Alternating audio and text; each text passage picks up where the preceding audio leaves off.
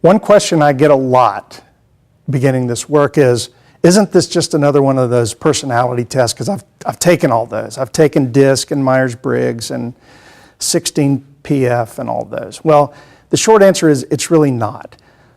All of those personality tests are based on preferences, and basically they're all set up the same. You're going to be a quadrant or an animal or a letter or a number or a color, and they're going to teach you how to get along with the other three quadrants or colors or animals. There's two flaws in that in my estimation. One is people are far more complicated than a quadrant, and they stick you into these quadrants thinking that that's going to define you. But I think people are very complicated and they react differently in different situations with different people. So that's the first thing. The second thing is, I think in order to know what the other person's quadrant is, you need a certain sense of your own self-awareness and empathy skills and these emotional skills to be able to determine that. So emotional intelligence gets at a more fundamental level with basic emotional competencies.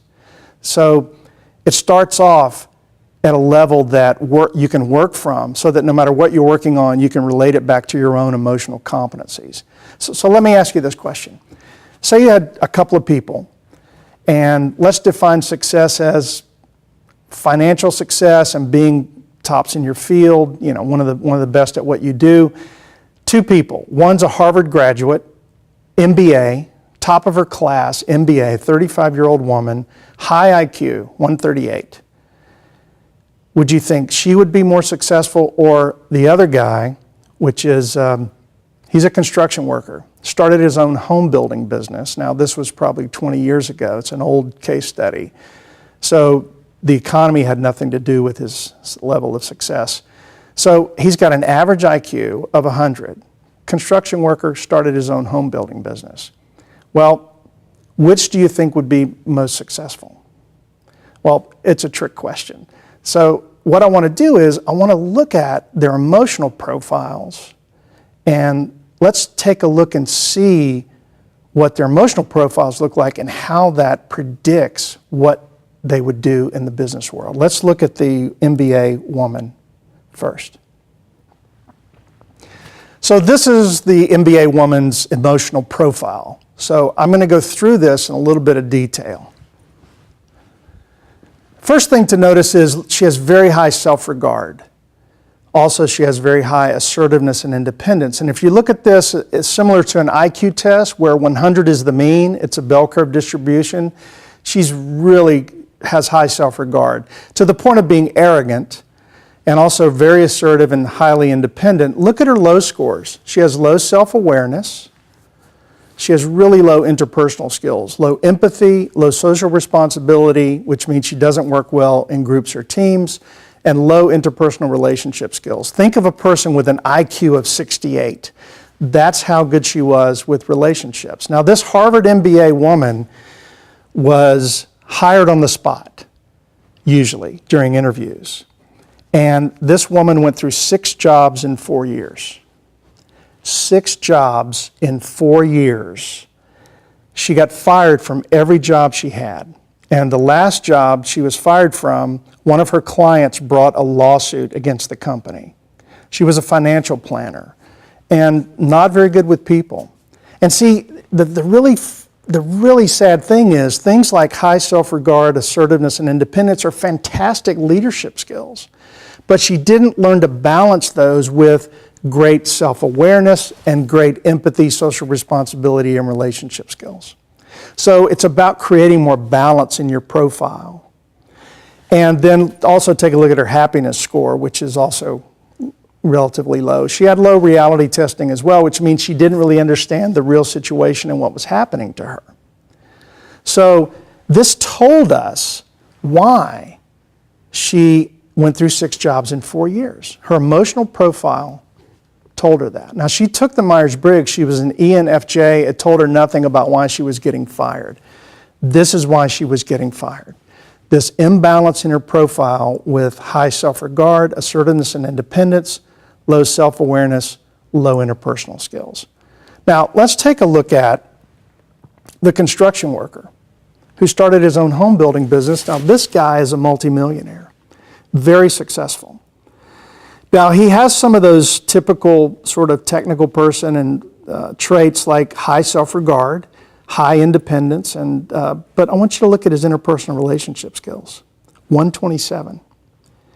He's really great with relationships and with people.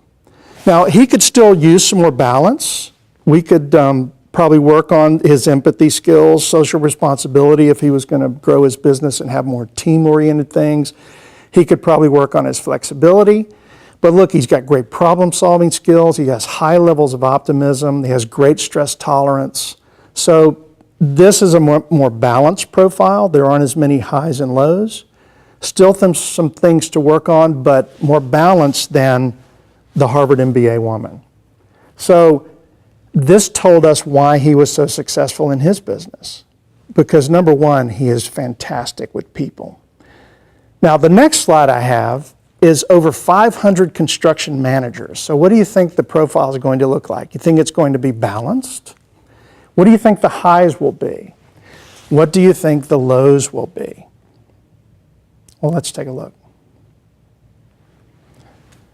So you can see that the three highs, you've got reality testing, which means they're pretty black-white thinkers, high assertiveness and independence, relatively higher self-regard, but look at the low scores, emotional self-awareness, and all of the interpersonal skills. Now, the ranges aren't as big with these, but you got to remember this is an average of over 500 people, so the ranges aren't going to be as big, but think about it this way.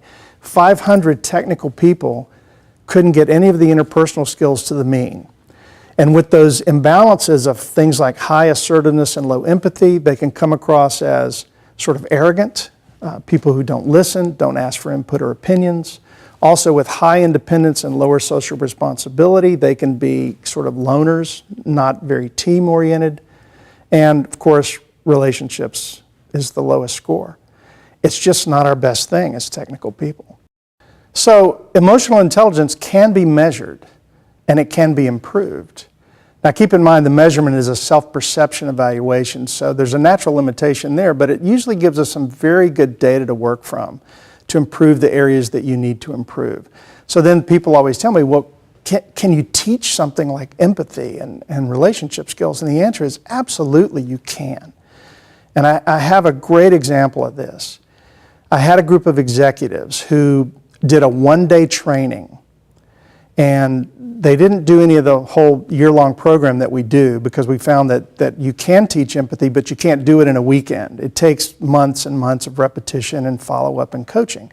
So these guys took this one-day course, they took the evaluation, they went through the whole process, they created development plans, had the best intentions of carrying out those plans, and then I went away.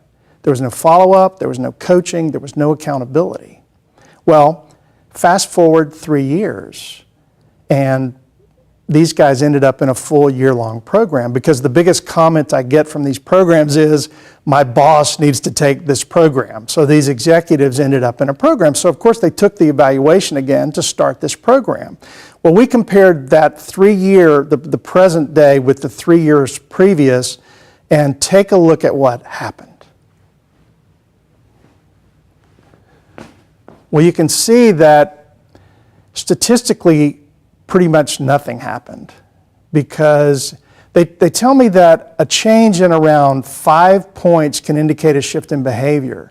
So with empathy, they got slightly better, but with no statistical significance.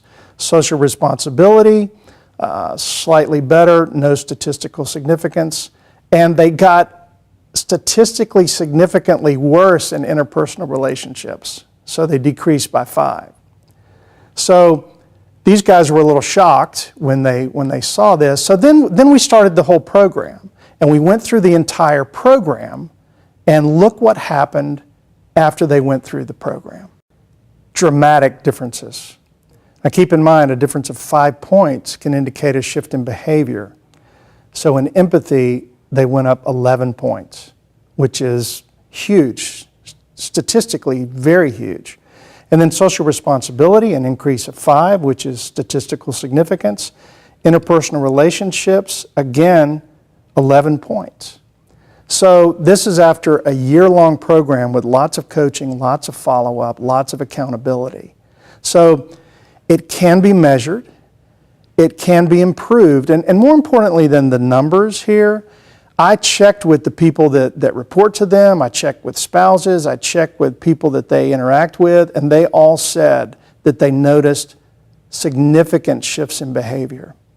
So if you want to be successful, if you want to truly ignite your career, pay attention to emotional intelligence. I'll leave you with this story.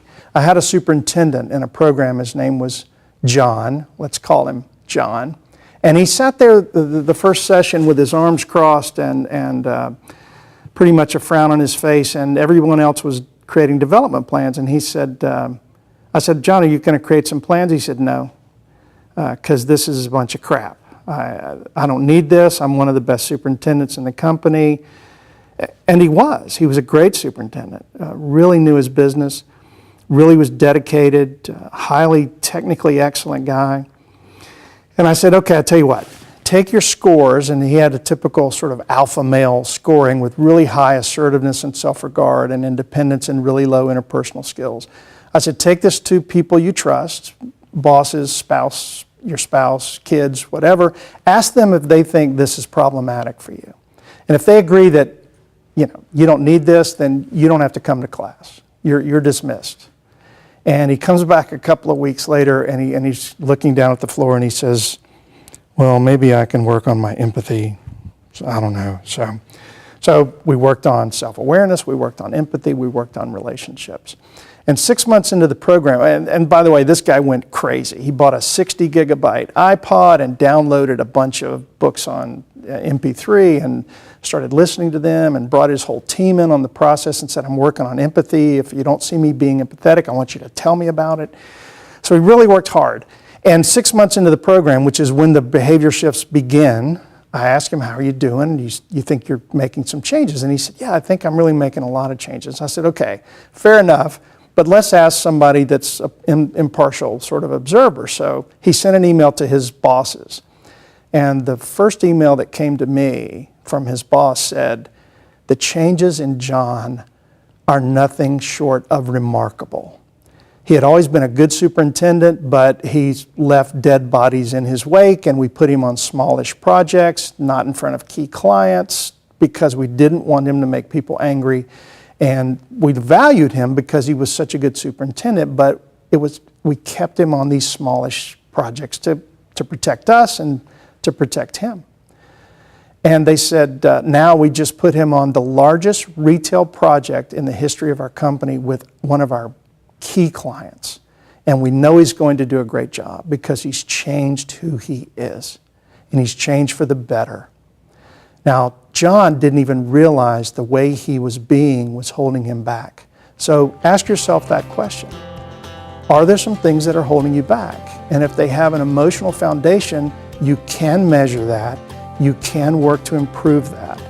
And we'll give you some details on just how to do that. Thank you.